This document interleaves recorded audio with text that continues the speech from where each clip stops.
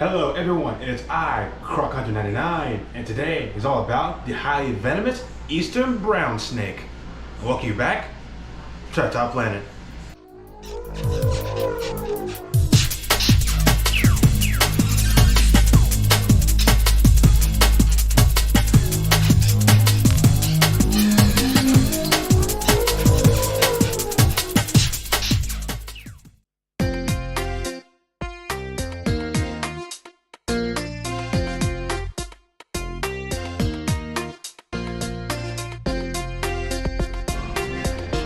Now, the eastern brown snake, this is a highly venomous Labrador species of snake inhabiting the continent of Australia.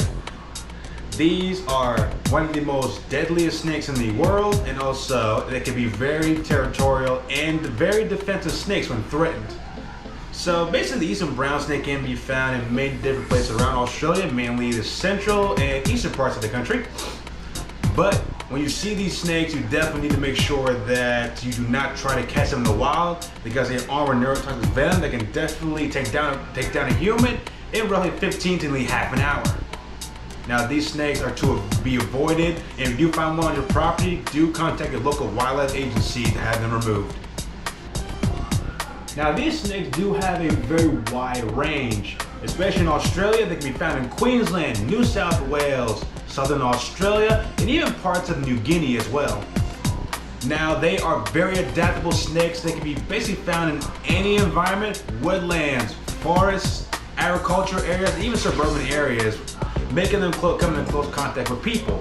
Like people have had them in their houses, in their bathrooms, in their basically anywhere, and they're very adaptable because a lot of times they can find a good supply of rodents that definitely prowl the area as well, which gives an ample food supply, some safe place to hide. And for people who live in the residence, that doesn't really mix very well because human-animal contact does end up becoming a problem, and that's where issues can occur.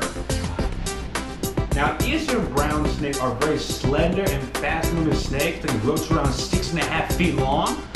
So depending on where they're located, their coloration can vary. A lot of times they can be found in many places where we have a very light coloration. It's like a tan color, or even like a dark brown coloration.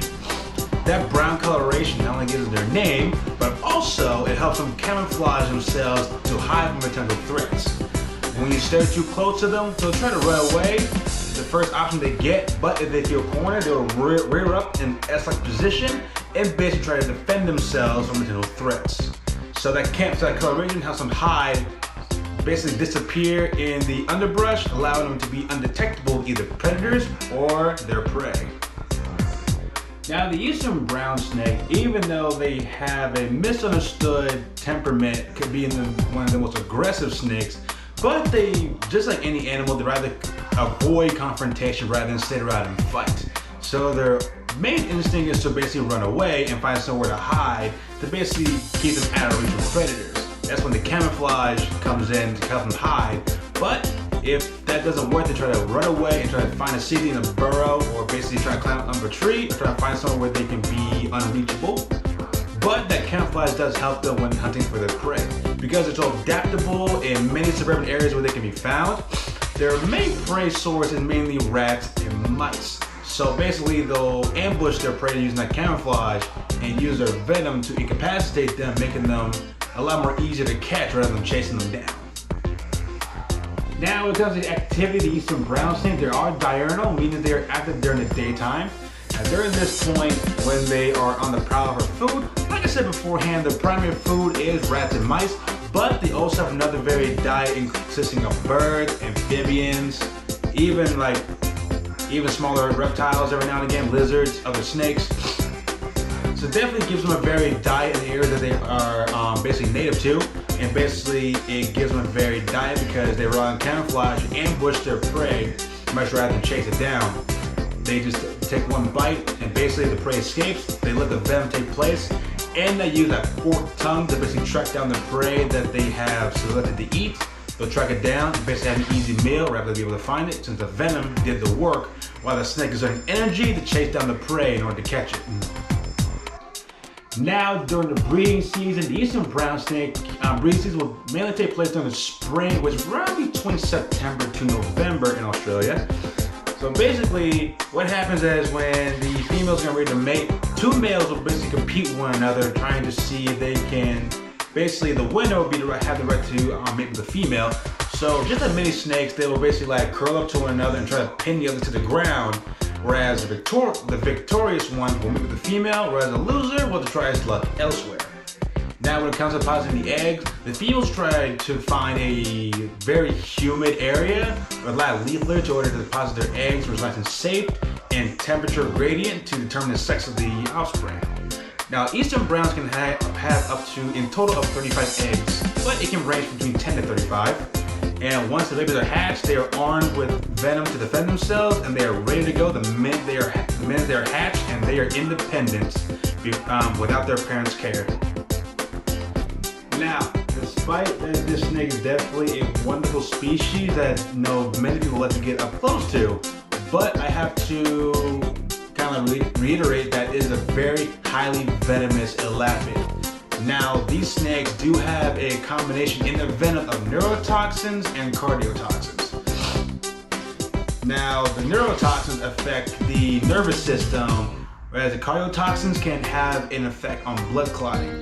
So when you get bit by these snakes, the effects can be taken up to about 15 minutes, roughly nearly half an hour, and it can cause a variety of symptoms: dizziness, headache, abdominal pain, internal bleeding, and in cases where if it does not get treated in time, it can be fatal. That's why their mortality rate can be decreased thanks to the availability of anti-venom, but you need to make sure if you get bit, you need to seek medical treatment immediately. Do not try to delay that process, because the more you wait and the more you delay the need of urgent care, the more likely is going to be a significant fatality rate, and basically it can be fatal in the end if left untreated. So basically, when these snakes are out in the wild, never try to catch it, get too close to it. Basically, to admire them at a safe distance, and also let them just do their thing, because just like many animals, they want nothing to do with us. They're more scared of us than we are of them. So they need to be respected and appreciated in their natural environment, and never try to go out there and just say, hey, you gotta pick up a snake and nothing bad's gonna happen. No, these snakes are lightning fast. They can be aggressive when threatened, and just want to defend themselves if they feel cornered. So you see one in the wild, just leave it be and do not mess with it. Alright, that is the eastern brown snake, a very spectacular snake species, but a highly dangerous one at that. Thank you guys for joining me in today's episode. Don't forget to hit the like button. If you have any questions for me, post in the comments below. Don't forget, subscribe for more content, and I will see you all next time. See you later.